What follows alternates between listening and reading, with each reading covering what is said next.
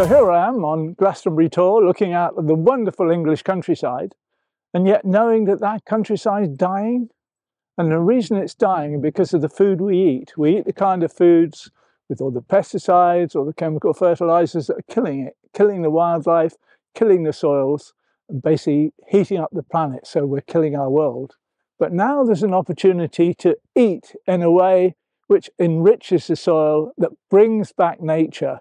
And it's all happening here in Glastonbury. So it's called the 5FF project. It's a pilot project to see if we can produce all the food to feed Glastonbury and its surrounding areas with food that's produced within 5 miles of the town.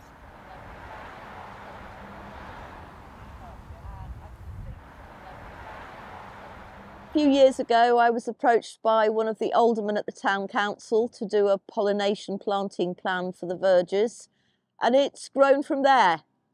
We are growing food. We've had a fantastic harvest this year, just the first year's harvest. French beans, runner beans, squash, raspberries, loganberries, a few tomatoes, and a lot of fun. Our group meets here every Friday on the corner of the Beer Lane, Batley Road, Fisher's Hill at the end of town. 11:30 till 2:30 every Friday.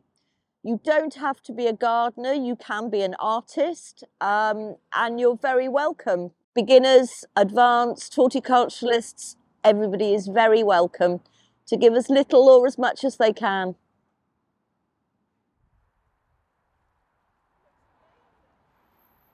I'm at the Garvins Road Community Garden, which we started a couple of years ago. It's very near the Tor, which you might be able to see in the background behind me. And this is where we planted a lot of plants from our gardens, which replaced brambles and dogwood, which was all that was here before. And this is known as a slope, S-L-O-A-P, which stands for space left over after planning. So it was a neglected area.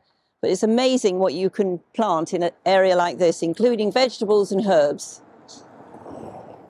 So there may be a little plot like this near you, and anyone can plant these areas up, and it's a really useful place to have. You can make so much of just a small space like this. So go ahead and have a look and do it.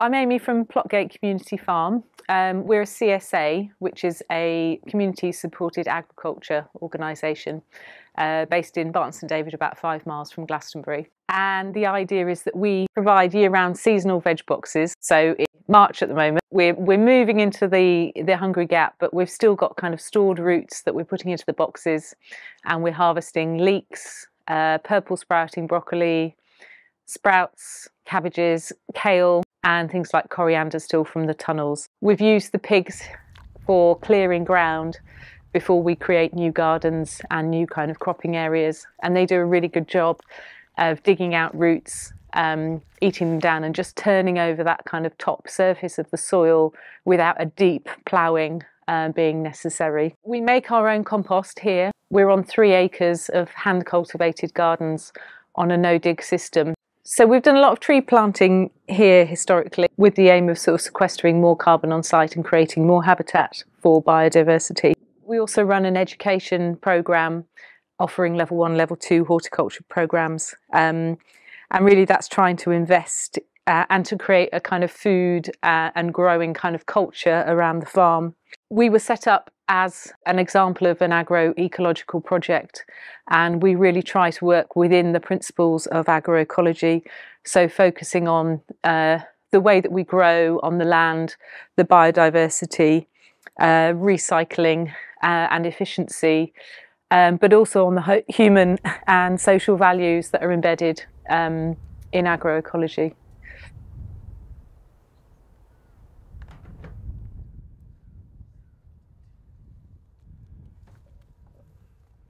So today we're doing some tree planting with one of our partners, reimagining the levels. So we're putting in a hedgerow. It's a multi-purpose hedgerow for wildlife and for foraging for us humans. And it's, the very beginning of the project at Bridies Farm. So on Bridies Farm, which is a community-owned project, we will be growing lots of food, all through natural agricultural practices, permaculture, agroecology, agroforestry. We're having a 4-acre forest garden, which will be an edible forest garden, again for humans and wildlife. And yeah, we're really, really excited about it. So yeah, we've received this money through the town's plan fund. So the official name for the farm is Glastonbury Food and Regenerative Farming Centre. But I think, you know, to us, it's going to be known as Bridies Farm. The best way to get involved is to email community@bridiesfarm.org.uk. You'll be put onto a mailing list and informed of any events that we're doing. So yeah, please do get involved.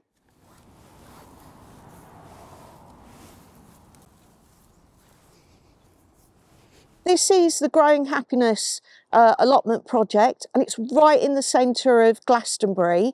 It's on the grounds of Glastonbury Abbey on their disused allotments.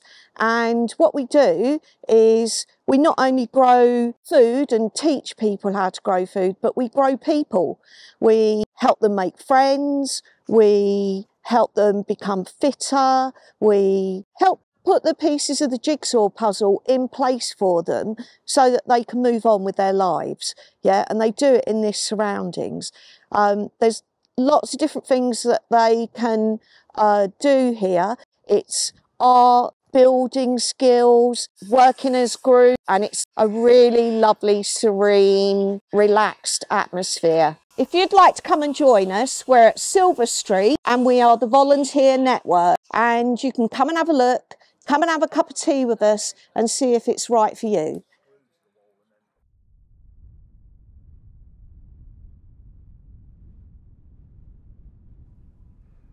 Welcome to our new Blossom Circle at Glastonbury Tour. At the start of this year, the National Trust Ranger team and the local community came together to plant 27 crabapple trees in a 42-metre circle. This was part of a larger project looking at increasing the amount of biodiversity and the wildlife we have around the foot of the tour. But we also wanted to create beautiful spaces where people could connect with nature. So that's why we planted this Blossom Circle, which in 10 years' time will be a solid circular wall of blossom at the 1st of May, celebrating Beltane.